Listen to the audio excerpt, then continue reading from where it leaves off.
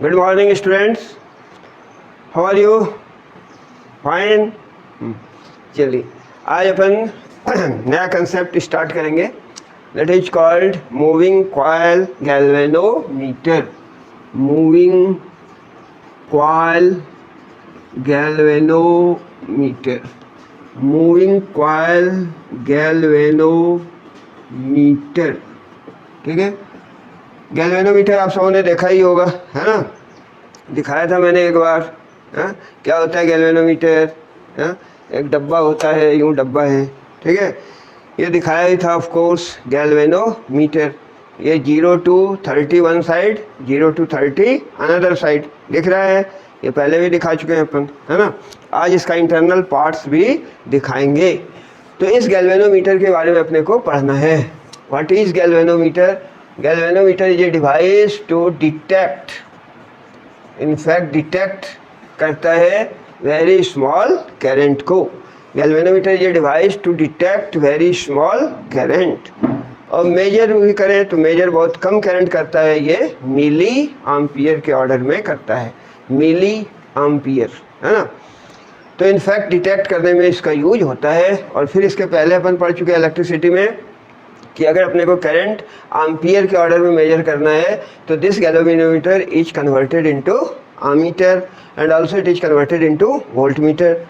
ठीक है, to give the desired reading of voltmeter और एमीटर। ठीक है, ये अपन देख चुके हैं, conversion of galvanometer into ammeter and voltmeter. ठीक है, आज गैल्वेनोमीटर के बारे में, कंस्ट्रक्शन के बारे में पढ़ना है। ठीक है, एक्चुअली गैल्वेनोमीटर है क्या? What is galvanometer? It is a sensitive device to detect very small current. Sensitive device होता है, वेरी सेंसिटिव। सेंसिटिव कब होता है आदमी? थोड़ा कहो ज़्यादा लग जाती बात, है ना? That is sensitive. तो ये बहुत सेंसिटिव डिवाइस है, इसके बारे में अपन पढ़ेंगे। इनफैक्ट ये 5 मार्क्स का क्वेश्चन आता है ना? प्रिंसिपल, कंस्ट्रक्शन, है ना, वर्किंग आदि। तो प्रिंसिपल इसका क्या है? प्रिंसिपल सिद्धांत, किस सिद्धांत पर काम करता है ये अपन पहले देख चुके हैं इसका सिद्धांत। इसके जस्ट पहले torque on current loop in magnetic field, when your current loop is placed in magnetic field it experiences tau, है ना? करंट लूप और current carrying conductor placed in a magnetic field experiences tau. ठीक है, तो current carrying conductor placed in magnetic field experience करता है टॉ। ये principal है, तुम ऐसा शॉर्ट में नहीं लिखना। Current carrying conductor whenever it is placed in magnetic field B it experiences tau, है ना? and tau is given by, last class में अपन ने देखा था, tau is equal to mb sin theta। ठीक है, तो वही इसका प्रिंसिपल है। What is principle of moving coil galvanometer? Current carrying conductor placed in a magnetic field experiences tau. ठीक है, कंस्ट्रक्शन एंड डायग्राम। कंस्ट्रक्शन क्या है इसका? तो यूँ तो इसका डायग्राम अगर देखें अपन साइड बुक वगैरह, जिसको तो रेफरेंस बोलते हो, तो उसमें बड़ा सा डायग्राम दिया हुआ है पूरा, है ना? अपने एनसीईआरटी में सिंपल डायग्राम दिया हुआ है, वही मैं बनाता हूँ, है ना? और तुम भी एग्जाम में वही बनाना। ये है cylindrical magnet, cylindrical magnet, concave shaped cylindrical magnet. मान लो ये नॉर्थ है, ये साउथ है, तो this is called cylindrical magnet है ना? And what is the use of this? Because ये जो सिलिंड्रिकल मैग्नेट लेते हैं अपन, जिसके पोल पीसेस कॉनकेव शेप्ड होते हैं, ये रेडियल मैग्नेटिक फील्ड प्रोड्यूस करता है। क्या करता है? रेडियल फील्ड प्रोड्यूस करता है। क्वेश्चन पूछे भी जाते हैं, what is radial field? Radial field क्या है? ठीक है, तो रेडियल फील्ड प्रोड्यूस करने के लिए अपन सिलिंड्रिकल मैग्नेट का यूज करते हैं। Cylindrical magnet radial field produce करता है, तो वो अपन देखेंगे। एक्चुअली इसमें सिलिंड्रिकल क्या होता है? सॉफ्ट आयरन कोर होता है। Cylindrical soft iron core, soft iron core, ये भी cylindrical cylindrical magnet, soft iron core होता है इसके अंदर, है ना। कोर मतलब उसके ऊपर राउंडेड रहते हैं कॉइल, है ना। तो ये जैसे मान लो अपन अगर इसका ऊपर व्यू देखेंगे तो यूँ होगा, है ना, और ऐसे कॉइल अपन ने यूँ जोड़ दिया, ठीक है, लाइक दैट। ये कॉइल है, इसके नंबर ऑफ टर्न्स हैं इसमें, ठीक है, लाइक दैट। इसके ऊपर कॉइल राउंडेड है ना। तो रेडियल मैग्नेटिक फील्ड यानी जो फील्ड का डायरेक्शन होगा अलोंग इट्स रेडियस होगा, नॉर्थ से निकल रहा है और साउथ में आएगा तो साउथ में यूं जा रहा है, यूं जा रहा है। तो ये जो फील्ड है दिस इज रेडियल फील्ड, है ना। रेडियल फील्ड ये है, इसको बोलते हैं रेडियल फील्ड। जो मैग्नेटिक फील्ड है, मैग्नेटिक फील्ड लाइन से ऐसे दिखा रहा है, जो मैग्नेटिक फील्ड का डायरेक्शन होगा that is always in the plane of the coil. For any orientation of the coil the field is always in the direction of the magnetic field. ऐसा क्यों जरूरी है? ऐसा इसलिए जरूरी है कि अपन ने टॉर्क के लिए एक्सप्रेशन देखा है, torque is given by tau is equal to M B sine theta. Tau के लिए एक्सप्रेशन, ठीक है, tau is equal to M B sine theta. Theta का वैल्यू अगर 90 हुआ तो साइन 90 कितना होगा? 1 होगा, है ना। तो मैक्सिमम टॉर्क एक्सपीरियंस करेगा, है ना, मैक्सिमम टॉर्क एक्सपीरियंस करेगा, यानी थीटा जब 90 होगा। थीटा क्या है? Angle between magnetic dipole moment and magnetic field, और इसका m is equal to what? N I A. तो m का वही डायरेक्शन है जो एरिया वेक्टर का है। या इसका डायरेक्शन देखने के लिए कहते थे अगर करंट के डायरेक्शन में अपन फिंगर्स को कर्ल करेंगे तो ये जो थंब है ये डायरेक्शन देगा अपने को मैग्नेटिक डाइपोल मोमेंट का, ठीक है। तो इसके लिए ये जरूरी है थीटा। एक्चुअली m का वही डायरेक्शन जो एरिया वेक्टर का है। एरिया वेक्टर क्या होता है? Perpendicular to the plane of the coil and magnetic field के बीच का एंगल 90 कब होगा? When your magnetic field is in the direction of or in the plane of coil, mind it, है ना। जब magnetic field in the plane of the coil होगा, magnetic field in the plane of the coil होगा तो उस case में theta 90 होगा, है ना। मैग्नेटिक फील्ड जैसे अपन ने ऐसा मैग्नेट रखा है, मैग्नेटिक फील्ड लाइन्स ऐसे निकल रहे हैं, है ना। प्लेन ऑफ द कॉइल भी का नॉर्मल भी यही होगा, ठीक है। Plane of the coil outward draw normal यही, मैग्नेटिक फील्ड यही, ठीक है। तो ये क्या हुआ? प्लेन के प्लेन इसके परपेंडिकुलर है तो इस पर एरिया वेक्टर इसके डायरेक्शन में है, लेकिन अगर हॉरिजॉन्टल प्लेन में होता तो परपेंडिकुलर, यानी थीटा 90 होगा। थीटा 90 होने से ये भी होता है कि लीनियर स्केल अपन डिवाइस कर सकते हैं, ठीक है। और आगे बात समझ में आएगी। तो what is radial field? Radial field is that magnetic field which is produced by cylindrical magnet or by taking the concave shaped pole pieces, है ना। In that case the magnetic field is always in the plane of the coil. Magnetic field हमेशा होगा in the plane of the coil, coil के plane में होगा for any orientation. जैसे ये turn हो गया तो ये वाला पार्ट अगर इधर ये प्लेन है तो मैग्नेटिक फील्ड इसके डायरेक्शन में, ऑलवेज इन द प्लेन, है ना। तो उस फील्ड को बोलते हैं रेडियल फील्ड। रेडियल फील्ड होने से क्या होगा कि जो टॉर्क एक्सपीरियंस है वो मैक्सिमम होगा और लीनियर स्केल अपन डिवाइस कर सकते हैं, ठीक है। और क्या लिया अपन ने? सॉफ्ट आयरन कोर लेते हैं, कोर जिसके ऊपर राउंडेड होते हैं कॉइल। ये सॉफ्ट आयरन कोर क्यों लेते हैं अपन?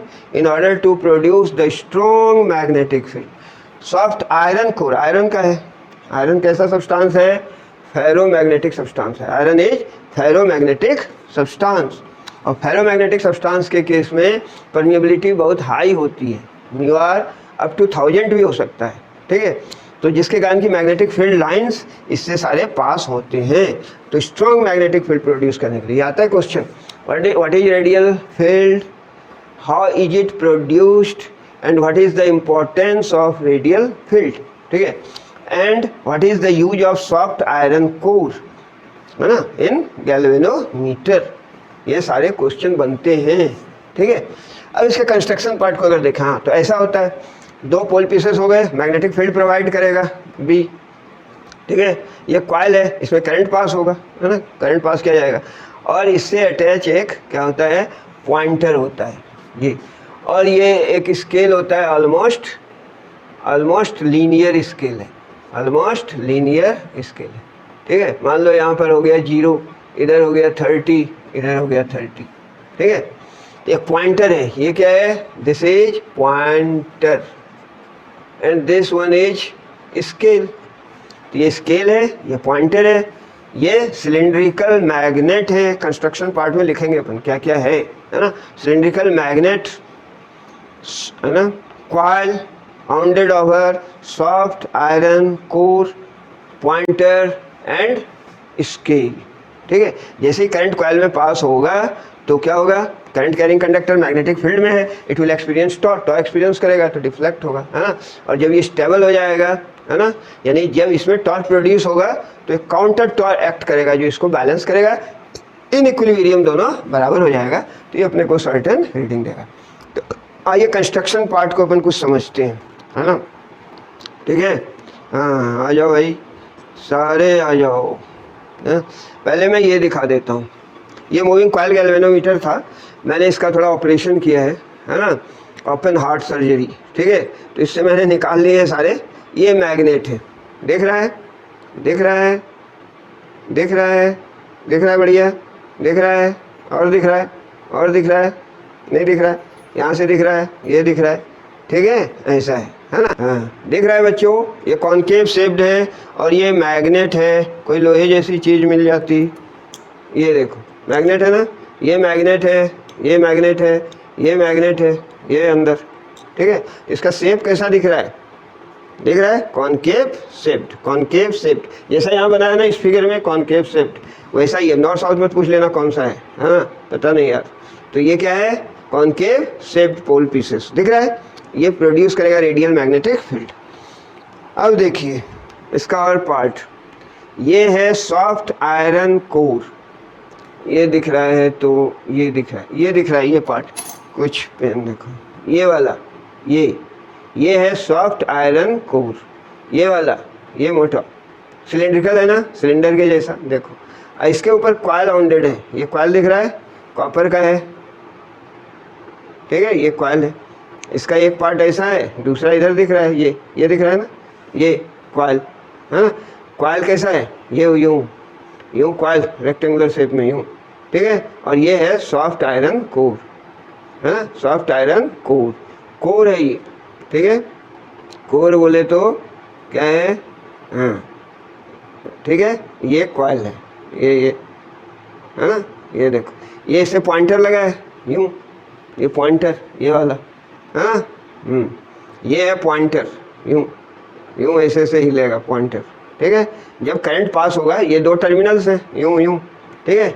और यहाँ हेयर स्प्रिंग भी है, ये देखो, ये अगर दिख रहा हो, ये हेयर स्प्रिंग, ये नीचे भी है ना, ऐसा ही है हेयर स्प्रिंग। तो एक इधर टर्मिनल है, दूसरा ये टर्मिनल है, ये दोनों कॉइल के दो एंड से लगे। कॉइल कहाँ है, ये जो ऑन्डेड है, ये जो लपेटा हुआ है, ये कॉइल, ये हिलाऊंगा तो ये पूरा हिलता है यूँ, ठीक है। तो ये है कॉइल, हाँ, और ये है क्या, soft iron core cylindrical shape का है, इसके ऊपर ये लपेटा हुआ है, ठीक है। और स्प्रिंग लगे, ये दो टर्मिनल्स हो गए, और यही रखा हुआ है कैसा, इसके बीच में रखा हुआ है,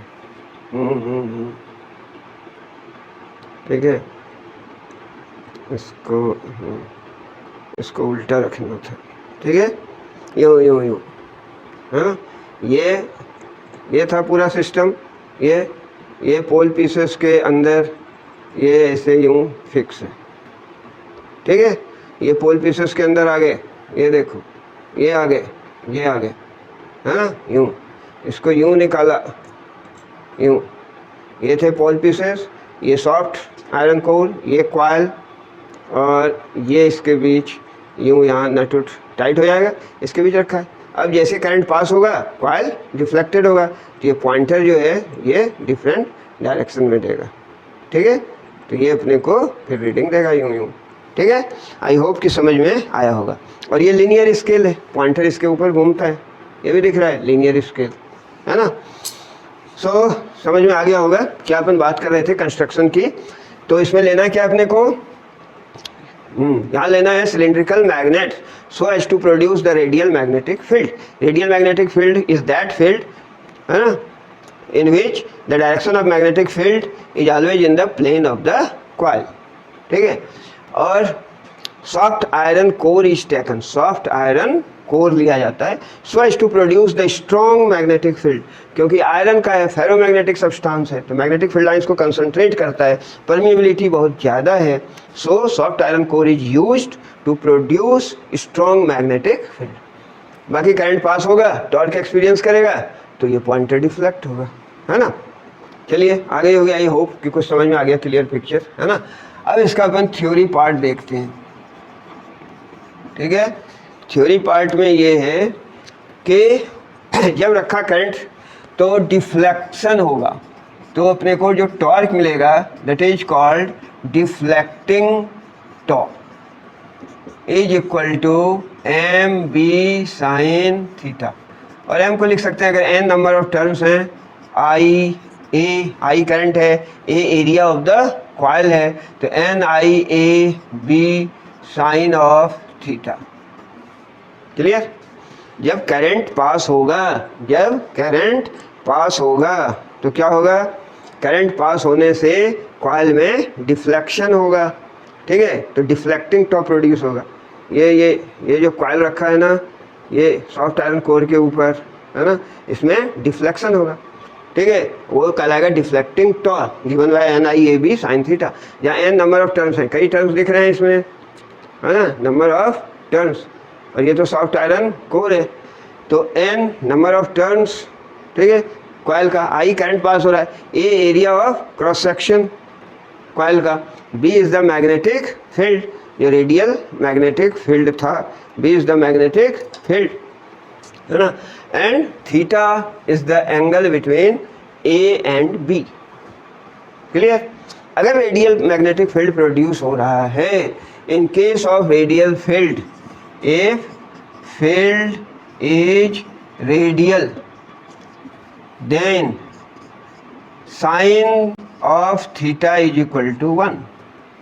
ये समझ में आना चाहिए। अगर फील्ड रेडियल है तो, रेडियल मैग्नेटिक फील्ड है तो क्या होता है, radial magnetic field is that field in which the direction of magnetic field is always in the plane of the coil। जो मैग्नेटिक फील्ड का डायरेक्शन है वो हमेशा प्लेन ऑफ द कॉइल में है, तो जो थीटा है यानी नॉर्मल एंड मैग्नेटिक फील्ड के बीच का एंगल 90 होगा और साइन 90 इज 1, ठीक है। अब मैं ये मिटा देता हूँ, ठीक है। आई होप कि अपन ने वो जो पार्ट दिखा दिया इससे थोड़ा और कंसेप्ट अपना क्लियर हो गया और याद भी रहेगा, है ना, क्यों पोल पीसेस लेते हैं, कैसा होता है, इनफैक्ट ये सारी बातें।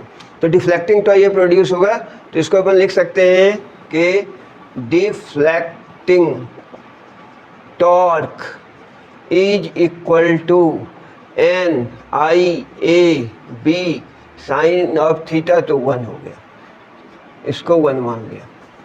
Clear. Sine theta radial magnetic field है इसलिए साइन थीटा 1 हो गया। क्लियर। अब जब डिफ्लेक्शन प्रोड्यूस होगा, जब कॉइल में डिफ्लेक्शन होगा, मान लो ये कॉइल अटैच होता है, एक सस्पेंशन वायर होता है, इसमें सस्पेंशन वायर से अटैच है वो, ठीक है, उसके एक छोर पर स्प्रिंग होता है, तो मैंने देखा इसमें सस्पेंशन वायर है, ये कॉइल है ना, यहाँ स्प्रिंग के साथ एक सस्पेंशन वायर है, स्प्रिंग ऑल्दो यहाँ नीचे लगा है और ऊपर एक सस्पेंशन वायर है, ठीक है। तो वो सस्पेंशन वायर की सर्टेन प्रॉपर्टी होती है, वो भी देखेंगे अपन। तो कहने का मतलब कि जैसे ये सस्पेंशन वायर है, मान लो ऐसा डायग्राम बना दे यूँ, ठीक है। अब इसमें डिफ्लेक्टिंग टॉर्क प्रोड्यूस हुआ, तो डिफ्लेक्टिंग टॉर्क यदि ऐसे प्रोड्यूस हुआ तो इस डायरेक्शन में रीस्टोरिंग टॉर्क लगेगा, रीस्टोरिंग टॉर्क, और वो बराबर होगा C ऑफ अल्फा के। समझ आ रहा है। ये करंट पास हुआ, डिफ्लेक्टिंग टॉर्क के कारण डिफ्लेक्शन होगा, ट्विस्ट होगा produce, where alpha is the angular twist, twist produce होगा, यहाँ था यूँ यूँ, ठीक है, पहले डिफ्लेक्शन हुआ, ट्विस्ट हो गया, अब ये काउंटर टॉर्क प्रोड्यूस होगा, काउंटर टॉर्क।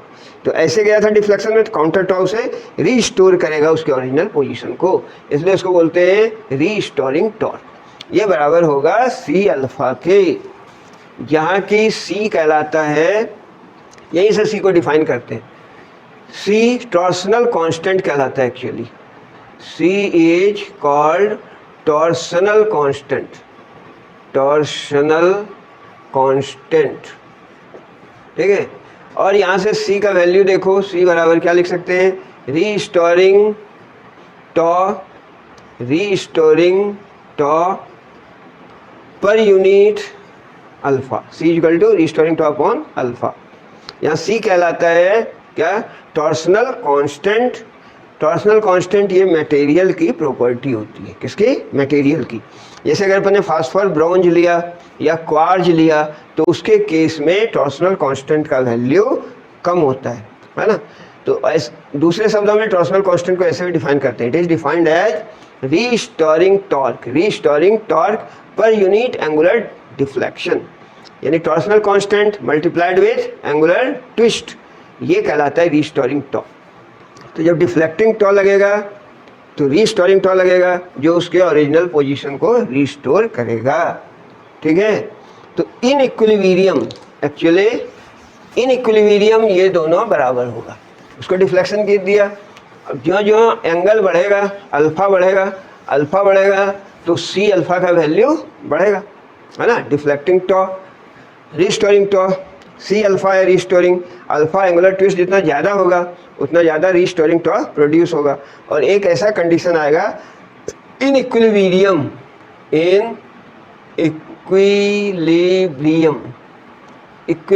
के केस में ये दोनों टॉ बराबर हो जाएंगे। N I A B, sine theta तो 1 हो चुका है रेडियल फील्ड के कारण, इसलिए उसको कैरी नहीं करना अपने को, और ये बराबर हो गया सी अल्फा के, क्लियर, सी अल्फा के बराबर हो गया।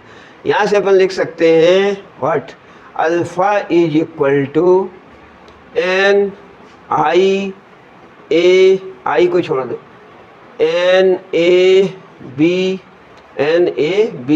Upon C into I, clear. Alpha is equal to N A B upon C into I, और ये सारे कांस्टेंट्स होते हैं फॉर गिवन गैल्वेनोमीटर के लिए, clear. Number of terms constant है एक गैल्वेनोमीटर के लिए, area of cross section constant होगा, मैग्नेटिक फील्ड कांस्टेंट है, सी इज कांस्टेंट, ये कहलाता है टॉर्सनल कांस्टेंट, ठीक है। फास्फोर ब्रॉन्ज और क्वार्ज के लिए इसका वैल्यू कम होता है, यही पूछा जाता है, why suspension wire, why phosphor bronze और quartz is used as suspension wire in galvanometer, because इसका आंसर होगा इट्स टॉर्सनल कांस्टेंट और its value of C, value of torsional constant, value of restoring torque per unit angular twist is small for quartz और phosphor bronze, है ना। ये small क्यों होना चाहिए ये भी समझ में आएगा। कहने का मतलब इन साइड द ब्रैकेट जो क्वांटिटी है कांस्टेंट है, तो alpha that is deflection is directly proportional to current. कुछ लोग इसको थीटा से भी दिखाते हैं, थीटा, लेकिन यहाँ पर थीटा रखा है, that is the angle between what, magnetic field, direction of magnetic field normal to the plane of coil, इसलिए अल्फा ले लिया। So deflection is directly proportional to deflection, alpha क्या है, angular deflection, angular twist, deflection is directly proportional to electric current, ठीक है।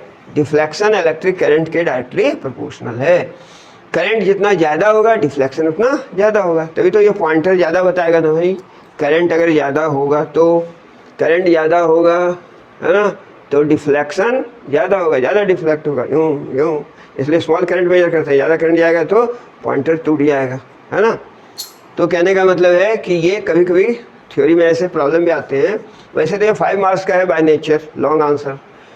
Moving coil galvanometer, explain the working of moving coil galvanometer with the help of neat and clean diagram, also give its construction principle, and so that the deflection in the galvanometer is directly proportional to current, so that दिखाएं कि, तो अपने को ये दिखाना पड़ेगा, ठीक है। when your current is passed, deflecting toy is produced for radial field, sin theta 1 हो गया, and this is equal to restoring toy in equilibrium, दोनों बराबर हो जाएगा, तो फिर पॉइंटर रुक जाएगा, है ना। यहाँ से अपन ने ये शो कर दिया, alpha is directly proportional to I, clear.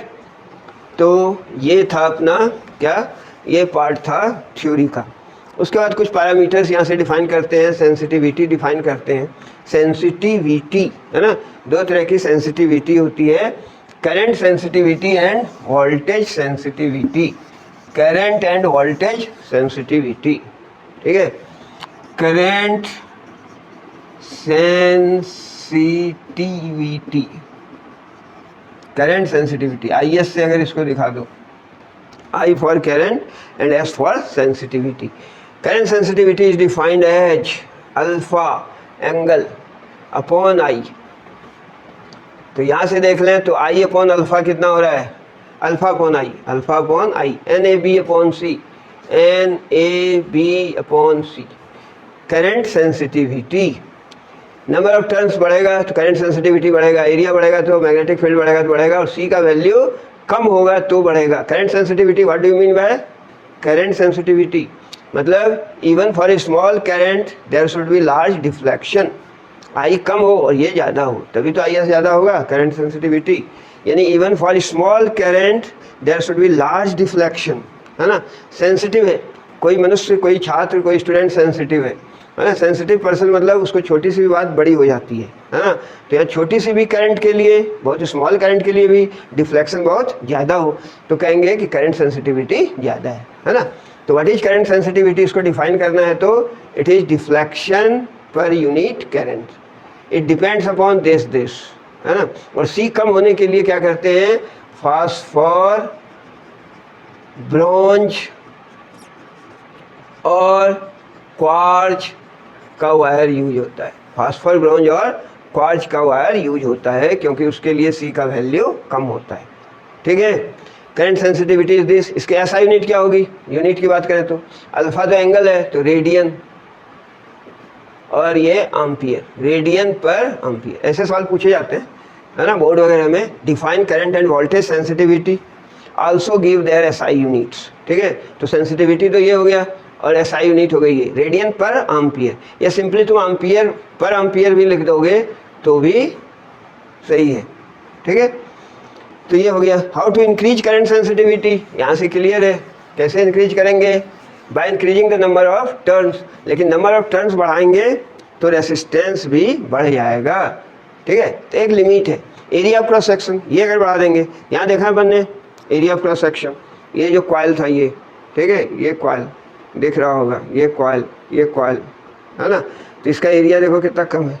अब अगर एरिया ज़्यादा कर देंगे है ना तो गैल्वेनोमीटर कैसे रहेगा, इतने से बॉक्स में रखना है उसको, है ना, तो मैनेजेबल नहीं होगा। तो यहाँ भी सर्टेन लिमिट है। हाँ, बी मैग्नेटिक फील्ड स्ट्रॉन्ग चाहिए, इसके लिए हॉर्सो मैग्नेट वगैरह यूज करते हैं। एंड C का वैल्यू कम होना चाहिए, इसके लिए फास्फोर, ब्रोंज और क्वार्ज का वायर यूज करते हैं। क्लियर, ठीक है, डिफाइन किया। फिर वोल्टेज सेंसिटिविटी, वोल्टेज सेंसिटिविटी, इसको VS से दिखाएं, है ना। V बराबर IR होता है, तो ये क्या हो जाएगा, alpha deflection per unit voltage. Same pattern, style, fashion, manner में डिफाइन किया। करंट सेंसिटिविटी, कभी कभी अपन क्या मिसकंसेप्ट हो जाता है, करंट सेंसिटिविटी यानी current per unit deflection, no, it is deflection per unit current. Sensitive होगा तो कम करंट के लिए लार्ज डिफ्लेक्शन होगा, ठीक है, माइंडेड। और यूनिट बोलिए रेडियन पर एम्पियर। यहाँ क्या है, voltage sensitivity is defined as deflection in galvanometer per unit voltage, ठीक है। अल्फा और V को क्या लिख सकते हैं, IR, V equal to IR, अरे ओम्स लॉ होता है भाई, V इक्वल टू IR, ठीक है। एंड अल्फा अपॉन I, ये लिखा था अपन ने, NAB upon C into R। तो ये हो गया वोल्टेज सेंसिटिविटी, ठीक है। Voltage sensitivity is defined as deflection in the galvanometer per unit voltage, ठीक है। And this is given by VS equal to NAB by CR। यानी इसको भी बढ़ाने के लिए क्या चाहिए, वोल्टेज सेंसिटिविटी ज़्यादा करने के लिए नंबर ऑफ टर्न ज़्यादा हो बट लिमिट है, रेसिस्टेंस बढ़ जाएगा। एरिया ऑफ क्रॉस सेक्शन ज़्यादा हो but limit, up to limit कर सकते हैं क्योंकि अनमैनेजेबल हो जाएगा। मैग्नेटिक फील्ड स्ट्रॉन्ग होना चाहिए, है ना। और C टॉर्सनल कांस्टेंट, ऐसे वायर का यूज करते हैं जिसके लिए टॉर्सनल कांस्टेंट का वैल्यू कम होता है। एंड R रेसिस्टेंस कम होना चाहिए, जाहिर सी बात, ठीक है। इसकी यूनिट की बात करें तो हो जाएगा अल्फा के लिए हो गया क्या, अल्फा क्या था, रेडियन, रेडियन पर वोल्ट, और सिंपली पर वोल्ट भी लिख दिया तुमने तो एनसीईआरटी या सीबीएसई में नंबर मिल जाएंगे, क्लियर। बट ये याद रखें रेडियन पर वोल्ट, वेरी सिंपल, ठीक है। अब लास्ट इसका जो पोर्शन है इसमें न्यूमेरिकल्स वगैरह भी आते हैं, ये अपने एनसीईआरटी बुक में भी दे रखा है एग्जाम्पल में या एक्सरसाइज में। तो जनरली जैसे कि करंट सेंसिटिविटी, वोल्टेज सेंसिटिविटी है ना, दो गैल्वेनोमीटर है, उसका voltage and current sensitivity compare करने के लिए तो सिंपल इसी फार्मूले पर बेस्ड होता है। एक स्टूडियो टाइप क्वेश्चन आता है कि इंक्रीजिंग करंट सेंसिटिविटी, ये बहुत बार पूछा जाता है बोर्ड में, इंक्रीजिंग करंट सेंसिटिविटी में और may not necessarily increase voltage sensitivity, comment या justify the statement, justify, ऐसा क्वेश्चन आता है स्टूडियो टाइप, गैल्वेनोमीटर के टेल में आता है ना। इंक्रीजिंग करंट सेंसिटिविटी में और may not necessarily increase voltage sensitivity, यानी कहने का मतलब अगर करंट सेंसिटिविटी अपन ने बढ़ा दिया तो वोल्टेज सेंसिटिविटी में बढ़ सकता है और मे नॉट नेसेसरीली, जरूरी नहीं है कि बढ़ेगा ही, ठीक है। अब current sensitivity was given by IS equal to NAB/C और वोल्टेज सेंसिटिविटी था NAB/CR, ठीक है। करंट सेंसिटिविटी के लिए ये था, वोल्टेज सेंसिटिविटी के लिए ये फार्मूला था, है ना। V इक्वल टू IR मत कर देना, R यहाँ आएगा, ठीक है। तो ये तो क्वेश्चन हो गया, शायद तुम लोगों ने लिख लिया होगा, बहुत ही मतलब क्या फ्रीक्वेंटली आस्क्ड क्वेश्चन है, इसकी फ्रीक्वेंसी काफ़ी ज़्यादा है ना। तो ध्यान से समझ लेना, समझ में आ गया। चलिए इसको कैसे प्रूव करेंगे, इसको जस्टिफाई कैसे करेंगे स्टेटमेंट को, है ना। तो मान लेते हैं लेट कि नंबर ऑफ टर्न्स को अपन ने 2 टाइम्स बढ़ा दिया, है ना। दूसरा लिया अपन ने क्या किया, नंबर ऑफ टर्न्स बढ़ा दिया, नंबर ऑफ टर्न्स बढ़ेगा तो करंट सेंसिटिविटी बढ़ेगा, ठीक है। तो मान लिया कि नंबर ऑफ टर्न्स 2 टाइम्स बढ़ा दिया तो रेसिस्टेंस भी 2 टाइम्स बढ़ेगा, R बढ़ेगा ना 2 टाइम्स। तो नंबर ऑफ टर्न्स बढ़ा है, नंबर ऑफ टर्न्स बढ़ गया तो टोटल लेंथ बढ़ गया, और length resistance is directly proportional to length, तो अगर लेंथ बढ़ गया तो रेडियस भी 2 टाइम्स हो गया, ठीक है। अब करंट सेंसिटिविटी क्या होगा, न्यू करंट सेंसिटिविटी I' लिखते हैं उसको, N' लिखेंगे, N बड़ा है, एरिया वही है, B सेम है, C भी सेम है, ठीक है। तो N' का वैल्यू रख दो तो ये गया 2NAB/C, क्लियर। N' का वैल्यू रख दिया 2NAB/C। अब वोल्टेज सेंसिटिविटी कितनी हो जाएगी, देखिए N' की जगह N' AB/C, R क्या हो गया, R भी चेंज हो गया, R' वैल्यू रख दो, N' कितना हुआ 2N AB/C, R' is 2R, ठीक है। 2 से 2 कैंसिल हो गया, इट इज अगेन दिख रहा है NAB/CR बराबर VS, देखो दिख रहा है पीछे क्या, अनिल दिख रहा है, हाँ अनिल आ रहा है आजकल, है ना।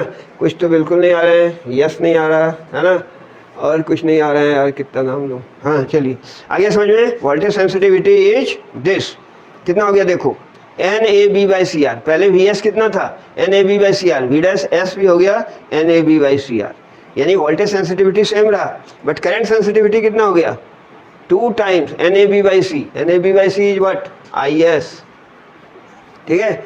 तो जब नंबर ऑफ टर्न्स अपन ने 2 टाइम्स कर दिया, रेसिस्टेंस 2 टाइम्स हो गया, इससे करंट सेंसिटिविटी बढ़ गई 2 टाइम्स, बट वोल्टेज सेंसिटिविटी नहीं बढ़ी, पहले जितनी थी उतनी ही अभी भी है ना। तो अपन ने ये प्रूव कर दिया कि भाई करंट सेंसिटिविटी तो बढ़ गया, 2 टाइम्स हो गया, लेकिन वोल्टेज सेंसिटिविटी उतना, यानी जस्टिफाई हो गया। Increasing the current sensitivity may not necessarily increase increasing the current sensitivity may not necessarily increase voltage sensitivity, may not, may भी हो सकता है। यहाँ पर ने इसको प्रूव करने के लिए ये वाला वे लिया, n 2 टाइम्स किया, n 2 टाइम्स हुआ तो r भी हो गया, इसलिए वोल्टेज सेंसिटिविटी सेम रह गया, है ना।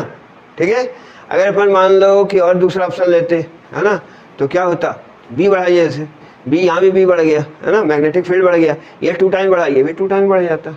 ठीक है, तो मे और मे नॉट, तो मे नॉट वाले पार्ट को अपने को प्रूव करना है। ठीक है, और सब बढ़िया, इस पर वही बेस्ट न्यूमेरिकल्स आते हैं, एन नंबर ऑफ टर्न्स दिया होगा, एरिया दिया हुआ, मैग्नेटिक फील्ड दिया होगा, टॉर्सनल कांस्टेंट, रेसिस्टेंस। ठीक है, फिर दूसरे का दिया हुआ गैल्वेनोमीटर का N2 A2 B2 C, वही मटेरियल है तो C कांस्टेंट भी हो सकता है, R2। अब रेशियो निकाले वोल्टेज सेंसिटिविटी का, करंट सेंसिटिविटी का, तो वेरी सिंपल है, इतने सिंपल प्रॉब्लम अपन डिस्कस नहीं करेंगे, या अपना दिया हुआ है एग्जाम्पल में, एक्सरसाइज में बना लेंगे। ठीक है, आई होप कि आपको समझ में आया होगा, है ना, and B with me, thanks for watching, have a good day.